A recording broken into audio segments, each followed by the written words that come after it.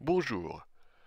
Nous allons continuer notre voyage dans le monde désespérément triste et sans relief que nous présentent les platistes et y étudier les propriétés surprenantes des rayons du soleil. Avant d'aller plus loin, je tiens à préciser que cette vidéo est très largement inspirée par les magnifiques animations de Joss Lace que je vous invite à découvrir de toute urgence. Nous partirons encore une fois de la carte du monde monopole ou unipolaire telle que les platistes l'imaginent. L'ironie, c'est que cette carte ne vient pas du travail d'un de leurs membres.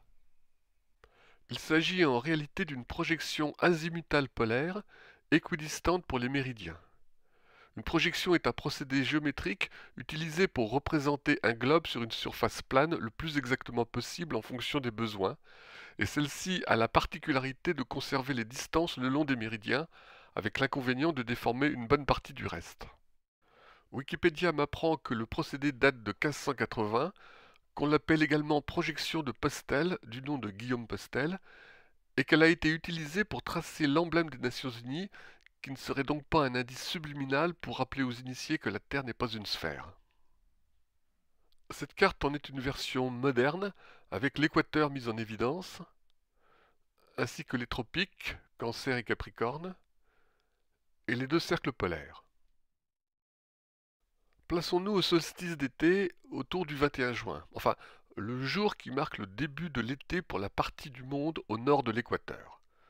Ce jour-là, le Soleil fait le tour de la Terre à la verticale du tropique du Cancer. Sur un monde plat, la surface éclairée ressemble à ça.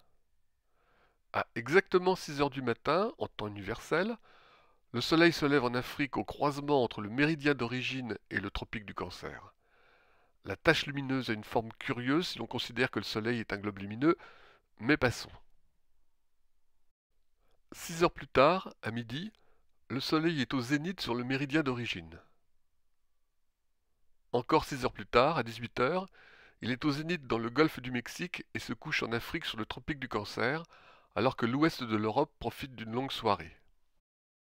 Enfin, à minuit, le Soleil est au zénith dans le Pacifique et il fait nuit en Europe de l'Ouest, en Amérique du Sud, au Moyen-Orient et en Afrique.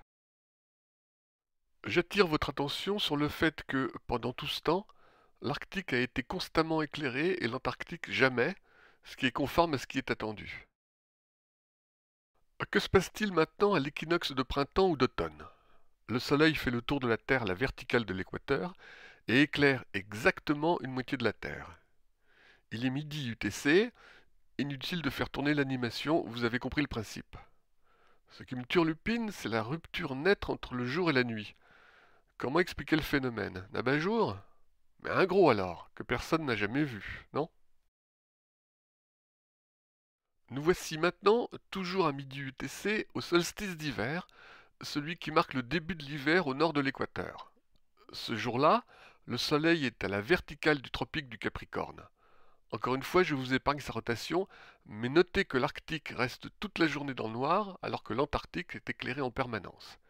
Et regardez la forme surprenante de la surface éclairée. Pour bien enfoncer le clou, voici les zones de lumière que le Soleil projette sur la Terre plate. Et j'avoue que j'ai beaucoup de mal à imaginer un mécanisme pour arriver à ce résultat. Bref, je renvoie les savants platistes à leurs études, sans douter qu'ils fourniront rapidement des explications qui m'enchantent par avance. Je leur propose de travailler sur l'hypothèse d'un système de filtre quantique qui serait à la fois opaque dans un sens et transparent de l'autre. Il ne resterait alors qu'à expliquer le mécanisme du changement de forme au cours des saisons. Merci de votre attention.